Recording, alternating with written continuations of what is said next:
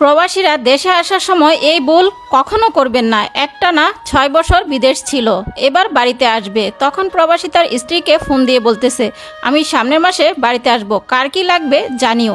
স্ত্রী তখন বলল, তাহলে তোমাকে ছুটি দিয়েছে? তাহলে শোনো, আমার জন্য একটা গলার হার আর 2টা স্বর্ণের চুড়ি, আর কি লাগবে না লাগবে পরে তোমাকে জানাবো। স্বামী তখন বলতেছে, ঠিক আছে, স্লিপ করো, কার কি লাগবে আমাকে জানিও। বোন ফোন করে বলল, ভাই তুই নাকি সামনের মাসে বাড়িতে আসবি? ভাই বলল, হ্যাঁ আমি তো আসবো। বোন বলল, আমি এই জন্যই তোকে ফোন দিয়েছি। বোন বলল, আমি মায়ের সাথে কথা বলে নিই, তারপর জানাচ্ছি কি কি লাগবে। কেনাকাটা করতে তো অনেক সময় লাগবে, তাই সবার কাছে জিজ্ঞেস করতেছিল। বোন যখন মায়ের কাছে গেল, মা তখন বলল, কি কি লাগবে তুই বলেছিস? তখন বোন মাকে বলল, না তো পরামর্শ করিনি তোমার সাথে, তারপর ভাইকে বলবো। মা তখন বোনকে বলল, ও তো সবকিছু শ্বশুরবাড়িতে পাঠিয়ে দেয়, তোর যা কিছু দরকার সবকিছু ওর কাছ থেকে আদায় করে নিবি, প্রয়োজনে বেশি বেশি বলবি, যা নিতে পারিস। যেটা তোর লাগবে না সেটাও বলবি, দরকার হয় আলমারি ভর্তি করে রাখবি।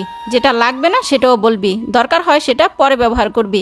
তখন বোন মাকে বলল, ঠিক আছে মা, ভাইকে ফোন দিচ্ছি। তারপর ভাইকে ফোন দিল বোন। ভাই বলল, কি লাগবে তোর বল। বোন বলল, ভাই আমার জন্য একটা চেন আনিস, 2টা কানের দুল আনিস, স্বামীর জন্য একটা ঘড়ি আনিস, আর সামনে যেহেতু শীত তাহলে 2টা কম্বল নিয়ে আসিস।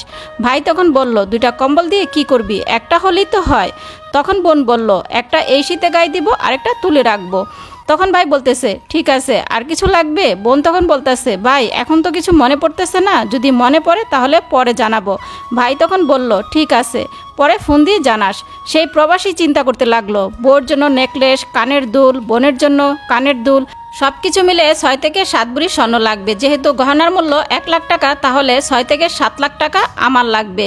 এদিকে আকামাটাও লাগাইতে হবে, তারপর টিকিটের টাকা আছে, আরও জিনিসপত্রের দাম আছে। তাহলে হয়তো এই বছর আর যাওয়া হবে না, আরও 1 বছর ইনকাম করে টাকা জমিয়ে তারপর দেশে যেতে হবে। অনেক আশা করেছিলাম দেশে যাব, কিন্তু পরিবারের চাহিদার কাছে আমার আশাটা হার মেনে গেল। এই হচ্ছে প্রবাসীদের জীবন, এই হচ্ছে প্রবাসীদের কপাল। আমি প্রবাসী ভাইদেরকে বলতে চাই, আপনারা সবাইকে সবকিছু দিবেন, তবে ঠিক আছে, তবে নিজেকে নিঃস্ব করে না, নিজেকে পথে বসিয়ে সবাইকে খুশি করতে যাবেন না, বিনিময়ে কষ্টই পাবেন, তাদের কাছে কোনো মূল্যই পাবেন না। সকল প্রবাসী ভাইদের প্রতি রইল অফুরন্ত ভালোবাসা। সবাইকে বুঝার তৌফিক দান করুক, আমি